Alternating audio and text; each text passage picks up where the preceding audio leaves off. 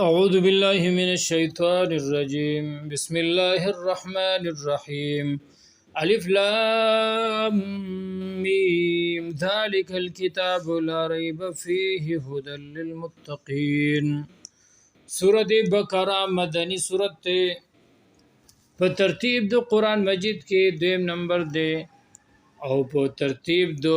نزول کې وہ اتیا یم دے پس دو صورت وی متوففین نه دا صورت نازل شوه دے.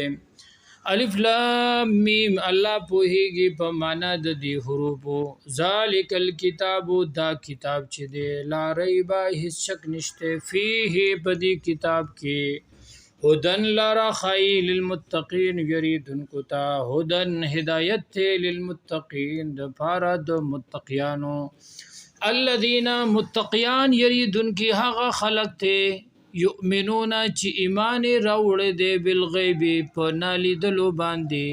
بالغیب په غیب باندې ويقيمون الصلاه او پابندي کوي د مانزو و مما رزقناهم او د هغه مال چې ورکړي دي مونږ دیتا ينفقون خرج کوي والذین او هغه کسان چې ایمان راوړي والذین او هغه کسان چې دی یؤمنون چې ایمان راوړي دي بما په هغه کتاب باندې انزل چې نازل کړی شوی دی الیکا تا ته ای پیغمبره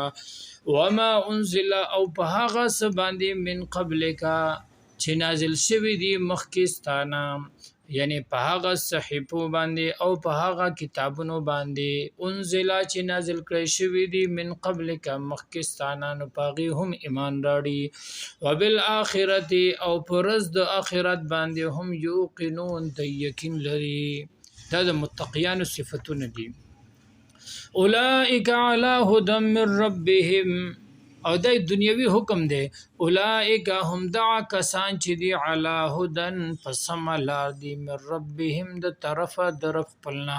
علی هدن په هدایت دی من ربهم د طرفه درف پلنا و اولئک او هم دع کسان هم المفلحون د اخلاص مندون کې دی هم المفلحون هم د کامیاب دی د اخروی حکم دی چې په آخرت کې کامیاب دی او په دنیا کې هدایت یافته دی. ان الذين او بشک هغه کسان کفرو چې کفر کړي دي چې کافران دي سواء برابر خبره ده علیهم فاعی باندې انذرتهم کو يرويت اغیلرا ام لم تنذرهم یا ان يرويت اغیلرا لا يؤمنون د ایمان نه راړي کافران چې دي هغه په هیڅ حال کې ایمان نه راړي. ختم الله د زینا د داغي د کافرانو چې دنو دنیوي حکم څه دی ختم الله زکه د ایمان نه راړي چې مهر والد الله تعالی علی قلوبهم فزرونو د عی باندې وعلى سمعهم او بغوګونو د عی باندې وعلى ابصارهم او پسترګو د غشاوتن پرده ده یعنی د حق خبره نه ویني او نه اوري. ولهم عذاب عظیم او دای چې د اخروی حکم دی چې په آخرت کې ولهم دی لرا عذاب عظیم ډیر لوی عذاب دی. ومن الناس او بعض د خلقنا من یقول دا د دریم جماعت ذکر دی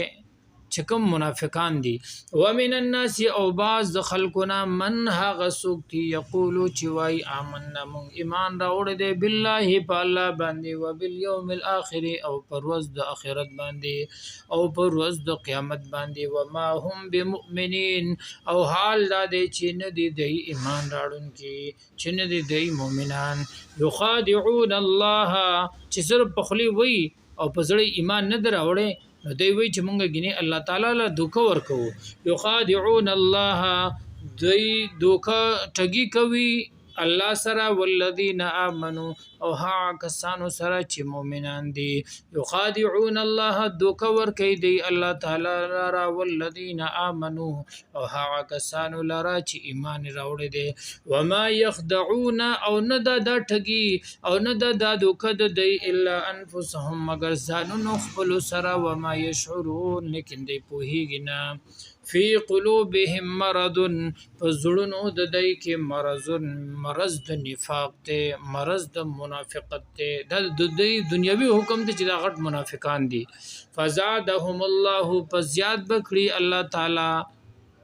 مرض وندا مرض دی ولهم عذاب علیم او دای اخروی حکم دی چې په آخرت کې دی لرا ولهم او دی لرا عذاب علیم دردناک عذاب دی بما كانوا یکذبون په سبب د دې چې دی دروغ ویل